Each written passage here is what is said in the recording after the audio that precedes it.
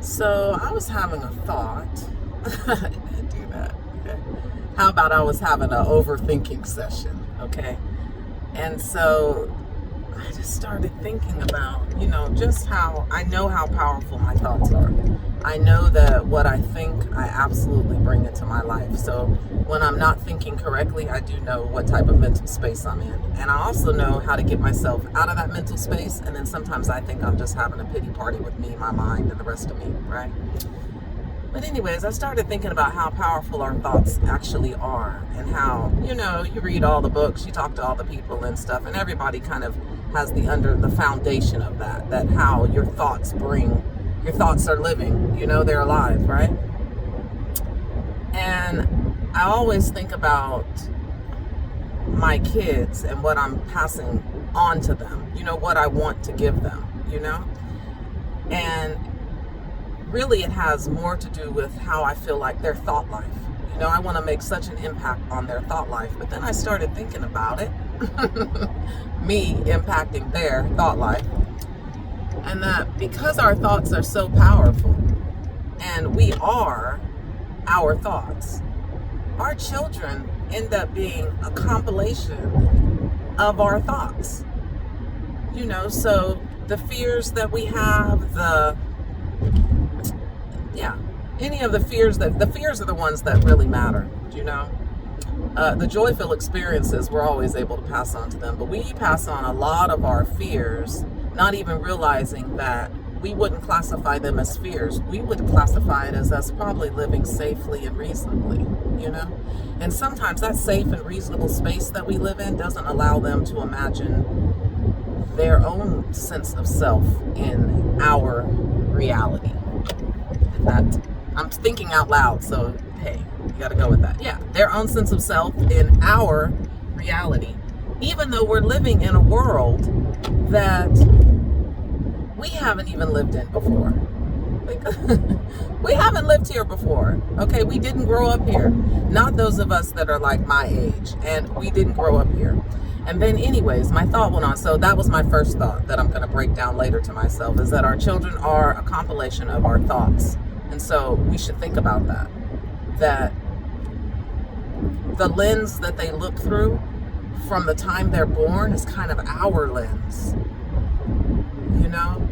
And so as much as we're trying to, instill in them this and give them, we didn't have this, I'm going to give them everything I didn't have, or I'm going to give them, all of that.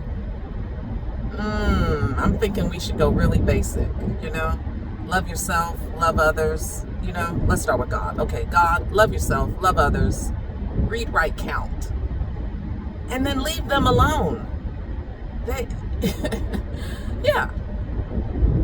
Love God, love others, love yourself, which if you love God, then those two are included. So you could really say God, read, write, count. That should be enough for them to make it in this world. Because a lot of the other stuff is just us imposing. Yeah, we're imposing. We can stop right there. We are imposing. There. Love, read, write, count. They could figure the rest out. We had to figure the rest out. And I'm not saying, we had to figure it out, so they should have to figure it out. No. You would have figured it out no matter what. Probably with less noise. Okay. The other thing I thought of that I'm going to share that's still in process is that then I thought about how I say that, no, we haven't lived in their world. And everybody says, raising a child, it's all the same. Things don't change. Yes, they do.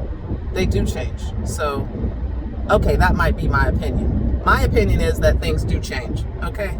So, and that, no, you can't just keep raising your children the same way that everybody else was being raised year after year and year after year. Okay. But those are your children. So these are just my thoughts out loud. But have you thought about the idea that any child born in the last 3 years was born into the COVID era? And I just started laughing out loud to myself. Now, I don't think anything is truly funny about it, okay? Because there's nothing funny about it. But I don't know. I found some humor in this, and the reality of it, okay, is almost jarring.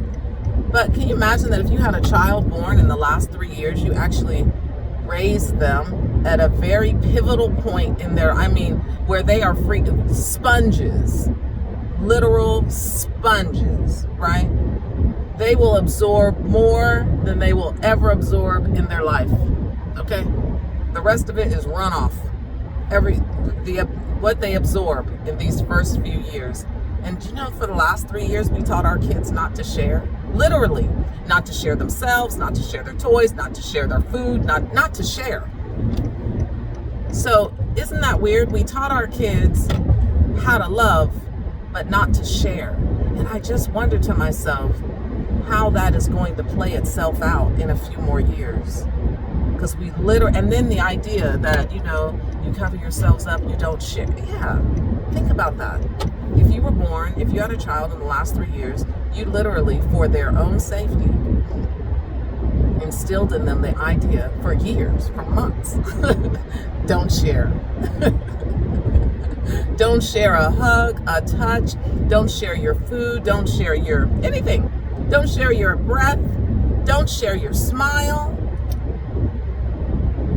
Wow. So what do we do what are we doing intentionally right now? Not that you're just going to throw your child in the pool and in the bowls and let them just, but talking about it. Like, if we weren't actually doing it, you have to show them how to share in a different way, show them how to go out of their way for others without sacrificing self in a different way. Because and then, you could have those kids that didn't learn how to share, and now they want to overshare, How they just, it was like a drink, you're never able to drink, and then all of a sudden you turn 21 and you want to go nuts and act like you've been missing out all your life, right? So now it's like, I just want to give you stuff. I just want to give you stuff. Anyways. See? This right here, this is what overthinking looks like. And all of it. Yeah, this is what overthinking looks like.